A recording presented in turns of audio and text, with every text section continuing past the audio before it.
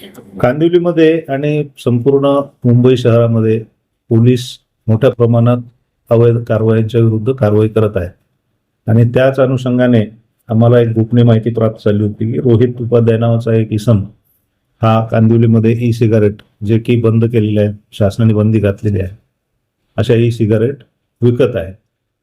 त्याचा शोध घेऊन त्याला पकडला असता त्याच्याकडे आम्हाला 131 ई सिगारेट मिळून आल्या आणि त्या सर्व प्रतिबंधित असल्यामुळे त्याच्यावर कारवाई केली. त्याच्याकडे तपास केला असता त्याने सार्थक अग्रवाल हा सुद्धा असे ई सिगारेट विकतो अशी माहिती दिल्याने सार्थक अग्रवालला पण ताब्यात घेतला आणि त्याच्याकडे तपास केला असता त्याच्याकडे 161 ई सिगारेट मिळून आले.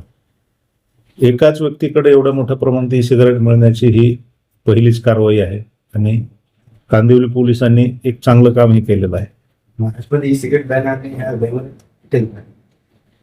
महाराष्ट्रामध्ये ई सिगारेट बॅन आहे कारण ई सिगारेटमध्ये वापरल्या जाणारे जे केमिकल्स असतात ते खूप हानिकारक असतात आणि त्या हेतूने शासनाने त्याच्यावर बंदी घातलेली आहे.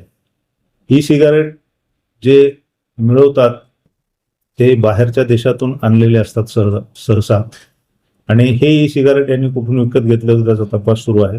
यामध्ये अजूनही आरोपी निष्पन्न होण्याची शक्यता आहे. थँक्यू.